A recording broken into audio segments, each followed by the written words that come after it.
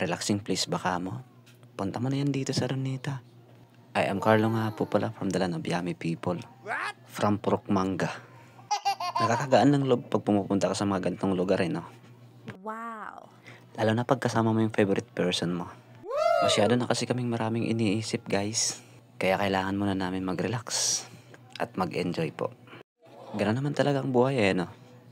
Pag napagod tayo, pahinga muna tayo at laban ulit tayo.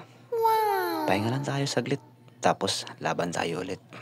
Ganun naman talaga ang circle ng buhay natin Hindi natin kailangan i-pressure yung sarili natin. Kailangan muna natin isipin kung saan tayo banda malakas at kung saan tayo banda mahina. Alam naman natin na lahat ng tao dito sa mundo ay may kalakasan at may kahinaan, di ba? Kaya kaibigan, lakasan mo at tatagan mo yung sarili mo. Dahil sa bawat araw may panibagong problemang pumapasok sa buhay natin.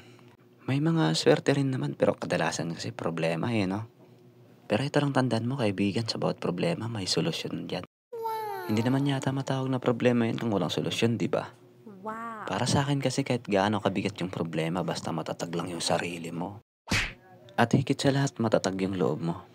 Naniniwala ako na lahat ng problema, mabigat man yan o magaan, malalampasan mo. Yan lang po, maraming salamat sa panonood and God bless to all of you guys. Bye-bye!